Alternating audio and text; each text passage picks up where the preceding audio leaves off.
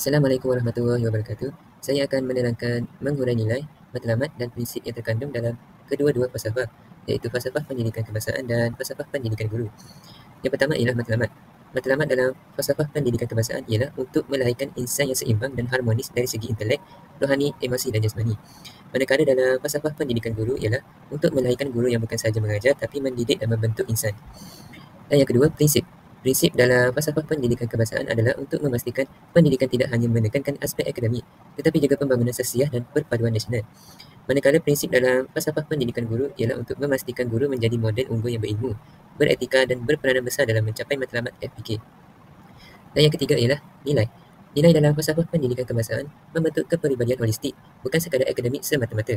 Manakala nilai dalam falsafah pendidikan guru ialah untuk membentuk guru sebagai contoh teladan dan pemimpin moral dalam masyarakat.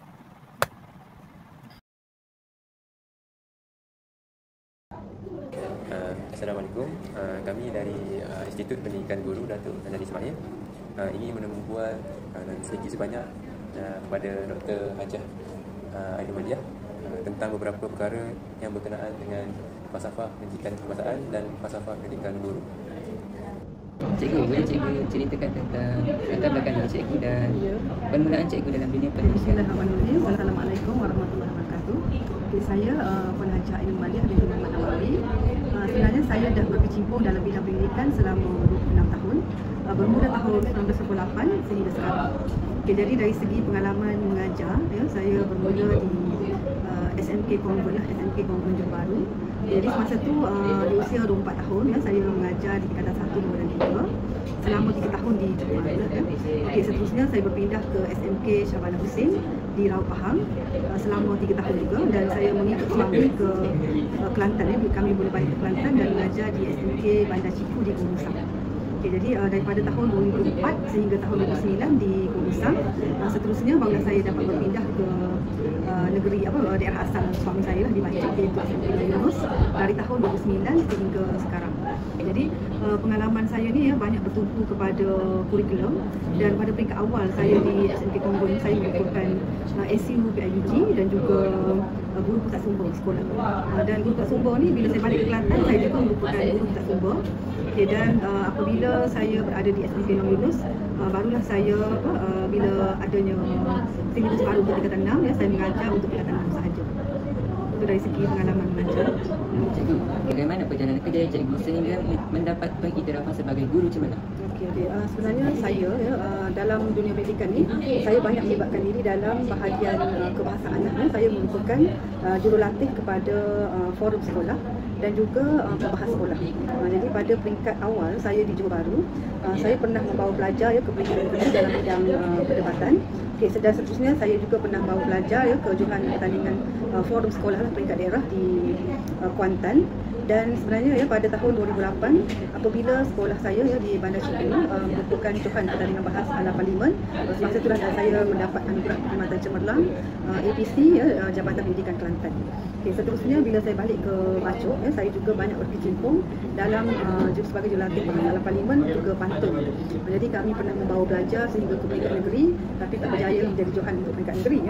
Dan pada tahun 2012 saya menerima anugerah cemerlang peringkat Jabatan Pendidikan Kelantan untuk kali kedua.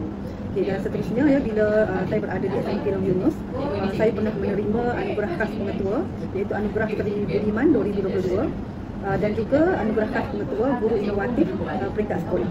Seterusnya kalau dari segi tingkatan 6 saya pernah membawa pelajar untuk anugerah pemisahan kenegaraan peringkat negeri Kelantan, dan alhamdulillah dari segi penyertaan sekolah kami telah menjadi johan untuk pemisahan kenegaraan peringkat negeri Kelantan, dan skrip yang saya tulis itu dipilih sebagai skrip terbaik. Cikgu, apakah yang menjadi sumber inspirasi cikgu dalam kerjaya kedua? Sumber inspirasi utama saya dalam bidang pendidikan merupakan sebenarnya daripada ibu bapa saya lah. Ibu bapa saya merupakan tenaga pengajar juga untuk sekolah agama. Jadi saya mendapat inspirasi dari dia, dan sebenarnya ramailah contoh cikgu saya sendiri, cikgu di sekolah rendah saya pada ibu bapa guru saya itu Cikgu Fauzi yang berasal dari Perak, merupakan antara banyak memberi inspirasi kepada saya dalam bidang pendidikan. Jadi saya mula berminat untuk menjadi guru kerana saya melihat kepada ketokohan Cikgu Fauzi itu sendiri, dan sampai sekarang ya kami masih saling berhubung, dan dia merupakan guru yang banyak memberi semangat kepada pelajar. Walaupun pada peringkat awal kami ini merupakan pelajar biasa yang berasal dari kampung, tapi dia sentiasa memberi semangat supaya kami beroleh kecemerlangan pada masa dulu peringkat untuk peperiksaan sekolah rendah darjah 5. Dia nak pastikan semua anak-anak kampung ni boleh masuk ke sekolah asrama penuh SBP ataupun ke MRSM lah. Jadi saya banyak mendapat semangat daripada dia, dan seterusnya apabila di peringkat sekolah menengah kita jumpa pelbagai guru yang sentiasa memberi semangat. Jadi itu merupakan sumber inspirasi. Dan walaupun saya rasa benda ni mungkin dipandang negatif pada orang lain, saya suka membaca sejarah-sejarah ataupun kisah-kisah cikgu-cikgu dulu. Contoh PMX kita tu antara buku yang saya baca lah tentang bagaimana dia bina sekolah institut pendidikan dia sendiri bersama rakan-rakan dia mengajar. Jadi walaupun ada golongan masyarakat kita ni pandang negatif benda tu, tapi saya melihat bagaimana bersemangatnya seorang anak muda yang berada di Ceruk Tok Kun tu memberi inspirasi kepada pelajar-pelajar yang gagal SPM untuk mengambil STPM dan boleh memasuki universiti seperti Universiti Melayu. Jadi itu merupakan inspirasi kepada saya, dan saya sebenarnya banyak membaca buku-buku biografi, kisah-kisah kejayaan tokoh-tokoh guru di Malaysia. Jadi cikgu, boleh cikgu ceritakan pengalaman bermakna atau cabaran besar dalam kerjaya cikgu? Okay, pengalaman paling manis dalam bidang pendidikan ni sebenarnya bila kita boleh menjadikan pelajar tu seorang insan yang cukuplah dari segi kurikulum untuk kesasiah. Okey, jadi sebenarnya pengalaman manis tu bila kita boleh membawa pelajar tu berjaya dari peringkat anugerah peringkat negeri ke peringkat daerah ke, itu satu kejayaan besar lah. Contohnya kalau di SMK Long Yunus ni, saya bersama Puan Haji Awanis, kami pernah bawa wakil pelajar untuk debat ala parlimen anugerah Datuk Awang Adik. Jadi kami menjadi johan pada tahun 2012 peringkat daerah Bacok Okey, dan cabaran besar saya rasa dalam pendidikan ni bila kita mengajar di kawasan luar bandar lah. Jadi dari Bandar Johor Bahru saya ke Bandar Raub, seterusnya ke kawasan pedalaman Gua Mesang, iaitu di SMK Bandar Cikgu. Jadi masalah utama dia bila berada di SMK Bandar Cikgu ni, pelajar terlalu ramai. Satu kelas tu sehingga 45 pelajar. Sebelum dibuka SMK saya ingat nama satu sekolah lagi lah jadi dan pada peringkat tu kita sebenarnya nak supaya pelajar tu hadir ke sekolah, walaupun ramai, tapi ramai yang tak hadir ke sekolah sebab rumah jauh. Satu lagi, bila berada di luar bandar ni, kami terpaksa hidup maksudnya pada siang hari tidak ada elektrik, malam jadi elektrik, air pun ada masa tidak ada air, itu masalah besar. Dan kedudukan rumah sewa tu dengan sekolah tu dalam 14 kilo, tapi mesti melalui kawasan kelapa sawit.